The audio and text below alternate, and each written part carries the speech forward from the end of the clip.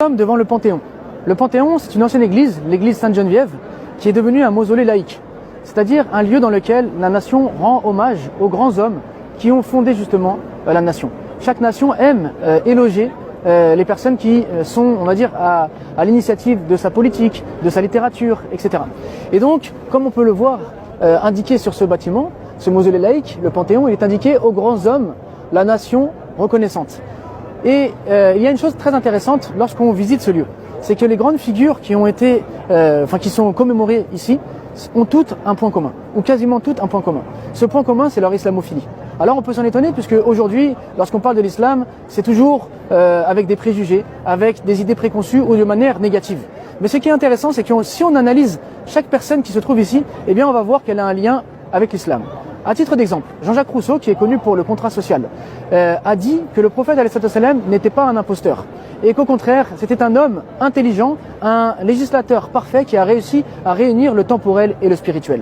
Également, on peut parler d'Alexandre Dumas. Alexandre Dumas, qui est connu pour les Trois Mousquetaires, mais qui est aussi connu pour avoir écrit une biographie sur le prophète qui a également écrit un récit dans lequel il relate le pèlerinage d'un de ses amis qui s'était converti à l'islam. On a également Victor Hugo, dont on peut parler de manière infinie de son islamophilie, lui qui se réfère au Coran très régulièrement dans son œuvre et qui a même un poème qui est intitulé L'an 9 de l'Hégire, dans lequel il parle du prophète alayhi salam.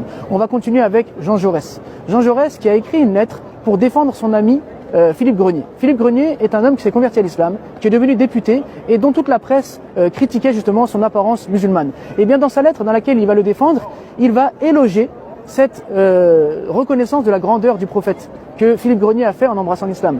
Mais également, il va dire que Allah se joue des députés, puisque les députés refusaient que les musulmans algériens puissent avoir une voix au Parlement. Eh bien, Allah s'est joué d'eux, s'est joué des parlementaires en faisant que Philippe Grenier s'est converti à l'islam et est devenu le défenseur des musulmans algériens. Et continuons avec d'autres grandes figures. Il y a par exemple Voltaire, qui est également ici. Voltaire qui est commémoré. Alors on pourrait penser que Voltaire était critique vis-à-vis de l'islam puisqu'il a écrit une pièce qui s'intitule Mahomet et le fanatisme. Sauf que dans cette pièce, il ne critique pas l'islam, mais il critique le clergé. Et comme il ne peut pas critiquer directement le clergé par peur de censure, il va s'attaquer à l'islam. Mais absolument pas pour viser l'islam, puisque dans toute son œuvre, il va au contraire éloger l'islam, éloger le Coran, éloger le prophète. Et d'ailleurs, il écrit un livre qui s'appelle Zadig, dans lequel il reprend quasiment mot pour mot le récit de Surat el-Kahf, Surat la caverne, qui met en scène Moussa et El-Khadir.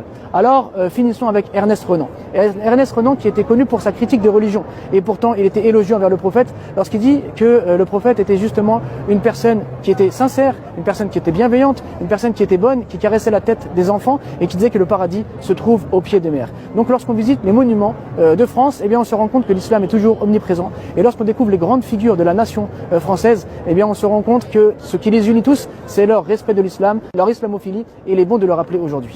Donc en face de l'ancienne église Sainte-Geneviève, qui est aujourd'hui le Panthéon, on a la bibliothèque Sainte-Geneviève. Et si vous observez bien, donc, il y a une liste de 810 personnes qui sont, on va dire, les grands penseurs de l'humanité, les personnes qui ont fait l'histoire. Mais surtout, regardez, lorsqu'on s'approche, on voit qu'il y a le prophète Mohammed alayhi salam. Donc c'est assez marrant de voir que dans la presse et dans les médias, on critique en permanence l'islam, on pointe du doigt le prophète alayhi salam, alors que sur la bibliothèque Sainte-Geneviève, il est reconnu comme faisant partie des grands hommes de l'humanité, des hommes qui ont fait l'histoire. Et vous pouvez donc lire son nom, Mahomet, donc Mohammed alayhi salam.